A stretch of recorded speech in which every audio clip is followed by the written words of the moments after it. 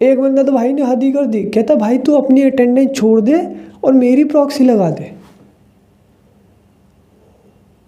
तेरी so hi guys, welcome back to the YouTube channel, thanks for clicking. और ये video देखो बाकी यूट्यूब वीडियो की तरह नहीं होने वाला कि बस वही बातें बोल दी। नीट के बाद पोस्ट नीट इनर्शिया होता है। देखो एमबीबीएस में तो 50% मार्क्स तक ही आते हैं। आई नो ये सारी सही बातें हैं, लेकिन ये सारी कॉमन बातें हैं यार, लगभग सब ने वही चीज़ बार बार पेल रखी है। सो इस वीडियो में मैं जो खुद की लाइफ की फेलियर से सीखा हूँ वो आपको बताने वाला हूँ, और 4 से 5 पॉइंट लगभग आपको आराम से मिल जाएंगे जो कि आपने पहले नहीं सुने होंगे और डिफरेंट होंगे और आप अपनी लाइफ में यूज़ कर सकते हैं। सो इस वीडियो को कौन देखेगा? देखो जो नीट में सिलेक्टेड स्टूडेंट्स है वो देखेंगे, और साथ ही साथ में वो नीट एस्पिरेंट देख लेंगे जिन्होंने आज की पढ़ाई अपनी पूरी कर ली है। वरना पता चला कि नीट की वीडियो तो देख ली लेकिन नीट निकला ही नहीं। और ये वीडियो पूरी देख लेना, वरना पता चला कि आधी एडवाइस ले ली और फिर बाद में मेरे को ही बोल रहे हो कि आपने ये गलत बताया, आपने वो गलत बताया। और साथ ही साथ में मेडिकल कॉलेज में आओगे तो कब कहाँ क्या हो जाएगा कुछ समझ में नहीं आएगा। तो इसलिए थोड़ा सा अपना शॉर्ट अटेंशन स्पैन जो है आपका, उसमें से सिर्फ कुछ मिनट प्लीज़ दे दो अपने। सीधा आते हैं अब सबसे पहले पॉइंट पे, सांप मिलेंगे। जी हाँ, मैं वीएमएमसी में आया था और मुझे लगा था यहाँ पे 2 तरह के स्टूडेंट्स होंगे, एक जो पढ़ाई करते हैं और एक जो पढ़ाई नहीं करते हैं।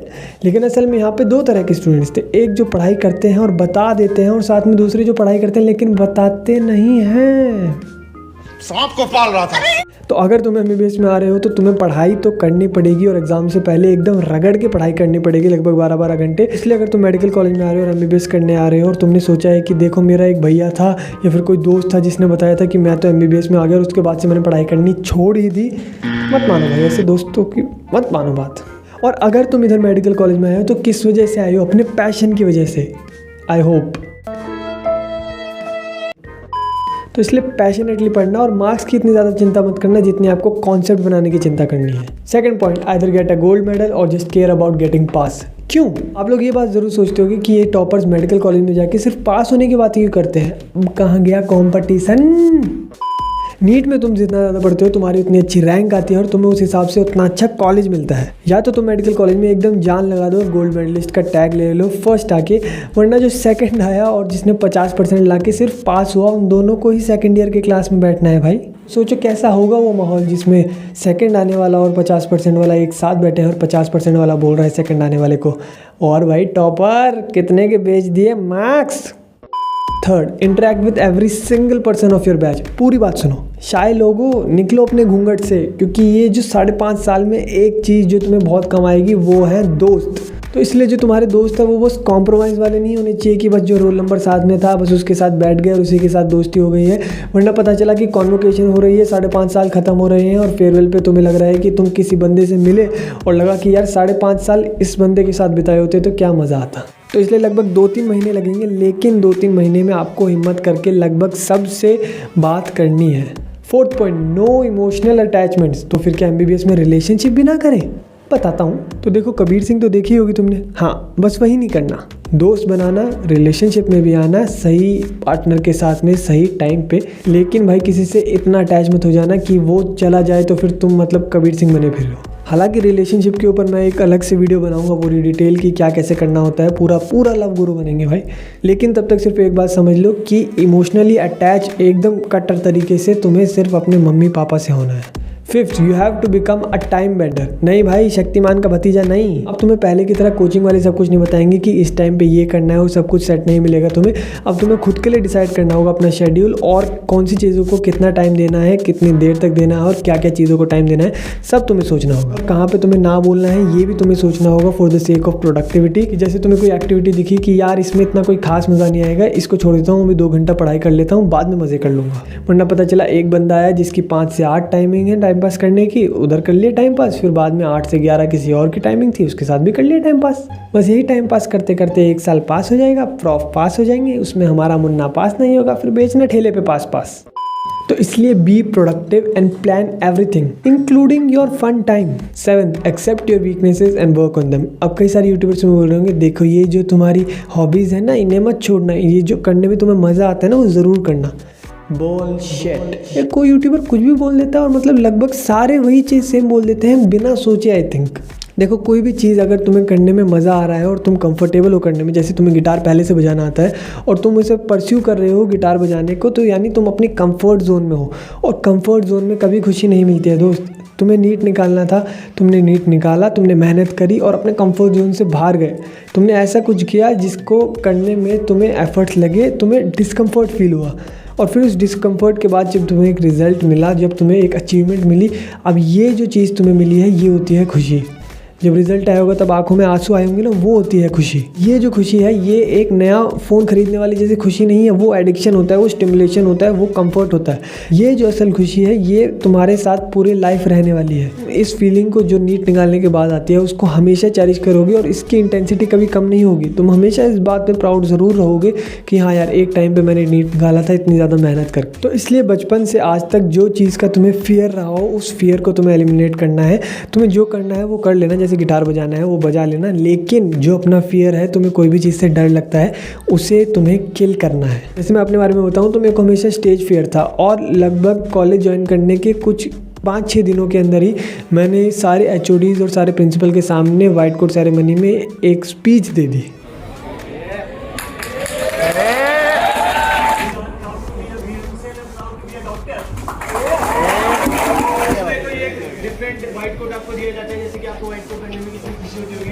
खैर तुम लोग ऐसे मत करना उल्टी सीधी हरकतें, तुम धीरे धीरे अपने जो फियर है उसे किल करना। मैंने कुछ ज़्यादा जल्दी एलिवेट कर दिए थे चीज़ों को।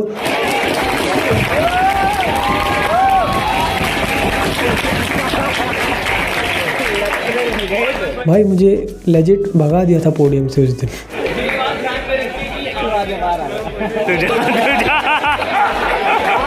हालात में बेहतर यही है कि वक्त 8th पॉइंट, नो कंप्लेंट्स। अब देखो एक बात समझो, तुम सारे अडल्ट्स बन चुके हो और लगभग 18+ हो सारे के सारे, एक्सेप्ट वो 1-2 शर्मा जी के लड़के जो कि मतलब जिन्होंने 10 साल के थे तभी 10th के बोर्ड क्लियर कर लिए थे।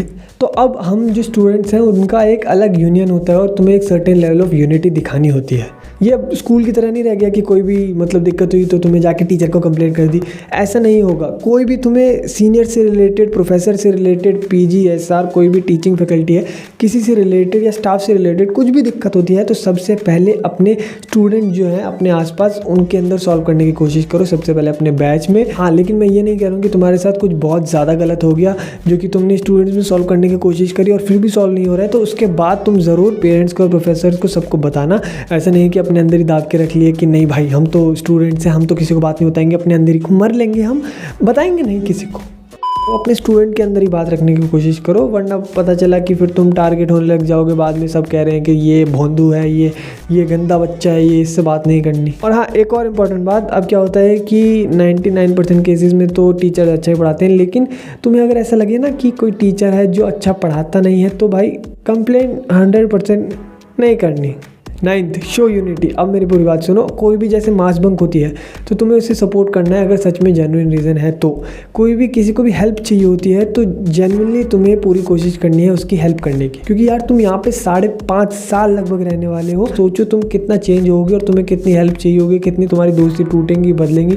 लेकिन एक चीज़ तुम्हें हमेशा कॉन्स्टेंट रहनी है कि तुम्हें हेल्पिंग नेचर का रहना है। हो भी ऐसे प्रोफेशन में कि तुम्हें अभी आउट ऑफ द वे जाके किसी की हेल्प करना, इस टाइप की पर्सनैलिटी डेवलप करनी चाहिए। तो इसलिए जेन्युइनली हेल्प पीपल।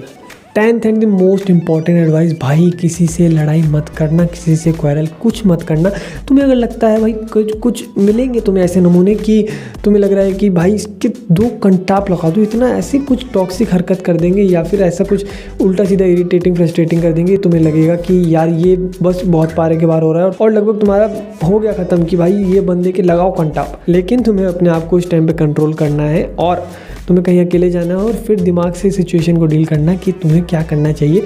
तुम सच में गुस्से में कुछ कर दोगे तो फिर बाद में तुम्हें पता चलेगा कि कहीं ना कहीं बैचमेट ज़रूर काम आता है, हर कोई बंदा कभी ना कभी ज़रूर काम आता है। यार यहाँ पे होता है ऐसा कि कई मतलब टाइम ऐसा आएगा कि तुम बहुत ज़्यादा डिप्रेस से हो जाओगे और असल में कोई तुम्हें इतना फ्रस्ट्रेट या तुम्हारे साथ कुछ ऐसा कर नहीं रहा होगा जितना तुम्हें लगेगा कि तुम्हारे साथ कोई कर रहा है। तो इसलिए फिर तुम असल में उसने कुछ किया नहीं होगा तो तुम उसको कुछ ऐसा बोल दोगे और फिर बाद में तुम रिग्रेट करोगे। तो इसीलिए मैं बता रहा हूँ, कभी भी कुछ गुस्से में या फिर कोई भी फ्रस्ट्रेशन में आके ऐसे डिसीजन मत लेना कि तुमने किसी को कुछ बोल दिया परमानेंट और फिर बाद में वो वापस नहीं ले सकते तुम किसी से कि तुमने किसी को क्या बोल दिया, वो बोल ही दिया। अब बाकी सारी जो कॉमन एडवाइसेज है जो हर यूट्यूबर यूँ बता ही देता है वो भी बता ही देता हूँ मैं। फर्स्ट कि एक तो तुम्हें फॉर्मल्स पहन के आने होते हैं फर्स्ट ईयर में, शर्ट पैंट पहन के आना होता है लड़कों को और लड़कियों को कुर्ती सलवार कमीज जो भी होता है वो तुम्हारा वो उस टाइप का।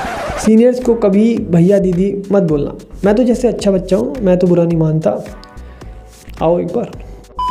इंटरनल असेसमेंट्स में पास ज़रूर होना, और मतलब अगर फेल हो जाओ तो एकदम ऐसे घबराना मत कि कुछ पहाड़ फूट गया। आसपास देख लेना कि तुम्हारे साथ कितने बच्चे फेल है, वो सुन के थोड़ा अच्छा लगेगा। लेकिन यार तुम्हें पूरी कोशिश करनी है। इंटरनल असेसमेंट ही वो मोटिवेशन का टाइम होता है जब तुम सच में पढ़ाई करोगे, तो उसमें तुम्हें पास होना है और ज़्यादा से ज़्यादा मतलब कोशिश कर सकते हो तुम 60% तक लाने की। बाकी पास तो पक्का हो जाना है सालों। अटेंडेंस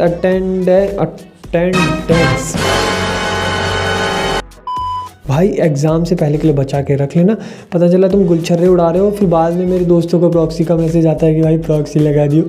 एक बंदा तो भाई ने हद ही कर दी, कहता भाई तू अपनी अटेंडेंस छोड़ दे और मेरी प्रॉक्सी लगा दे। तेरी यार कभी तुम्हें लो फील हो और बुरा फील हो तो यार हिम्मत करके किसी को बताना, हिम्मत करके अपने दोस्तों को बताना यार, फाइट मारना, ठीक है? कभी हार नहीं माननी। समझ रहे हो मेरी बात को? इस बात को हमेशा ध्यान में रखना कि तुम्हें कितना ही बुरा लग रहा हो, ये बात हमेशा रिपीट करना कि देखो हर साल ये हर बंदे के साथ होता है और तुम अकेले नहीं हो। वैसे तो मतलब हर किसी के साथ नहीं होता है, लेकिन अगर तुम्हें रोना आ रहा है तो पिछले साल भी किसी न किसी को रोना आया ही होगा। सीनियर से एडवाइस लेना, दोस्तों से हेल्प लेना और यार पॉजिटिविटी से भरे रहना। कभी भी घबराना मत, हमेशा वो चिल वाला एटीट्यूड रखना अपना, मिस्टर बीन जैसा कि यार कोई बात से फ़र्क पड़ता ही नहीं है। फेल हुए तो बस उस बात पर भी हंस रहे हैं, पास हो रहे हैं तो उस बात पर भी हंस रहे हैं। लोगों को बचाएंगे भाई, अच्छे इंसान अपन, अच्छे बंदे अपन, समझ रहे हो? तो इसलिए डिप्रेशन नहीं करना, वो सब लोगों का ठीक कर देंगे अपन, अच्छे बनते हैं अपन, समझ रहे हो? पॉजिटिविटी अपने आसपास जिनके साथ भी रहो उनकी हेल्प करो, उनको प्रेम से भर दो, अपने आसपास लोगों की हेल्प करना चालू कर दो और ऐसे बंदे बनो कि जिसको देख के लोगों का दिन बन जाए, जिसको देख के लोगों की आंखों में चमक आ जाए, जिसको देख के लोग स्माइल करने लगे। बी दैट पर्सनैलिटी जो कि किसी और की लाइफ में कुछ अच्छे लम्हे ऐड करे, किसी और की लाइफ में खुशियाँ डाले, किसी और की लाइफ में कुछ हंसी डाले। चाहे तुम खुद जोकर बन के रहना, लेकिन हमेशा ये अपने दिमाग में रखना कि दूसरों को खुशी दे के ही सबसे ज़्यादा तुम्हें खुशी मिलेगी। खैर अब मैंने काफ़ी ज़्यादा ज्ञान पेल लिया, अभी नया सीनियर बनाऊँ ना, अभी मेरे को भी ज्ञान पेलना है थोड़ा। तो बस आज के लिए इतना ही। अगर आपको लगा हो कि मैंने कुछ डिफरेंट बात करी है और मेरे अंदर कोई विजन दिखाई दे रहा हो और लग रहा हो कि मेरे को आपको सपोर्ट करना चाहिए, जो कि मैं चाहता हूँ कि आप लोग करो, फाइनेंशियली ज़रूर करना, सब्सक्राइब करना और शेयर करना इस वीडियो को, ताकि ये जो एडवाइस मैंने दी है वो सबको मिले और वही जो बाकी यूट्यूबर देखिए एक चेपे जा रहे हैं वो ना मिले सबको। और यार मेरा चैनल जो है वो अभी ग्रो नहीं कर रहा है, मैं जानता हूँ, इसलिए नहीं कर रहा है क्योंकि यार वही फाइनेंशियल कंडीशन कुछ ऐसे, और जो कैमरा क्वालिटी है वो लो है, वही फाइनेंशियल कंडीशन की वजह से।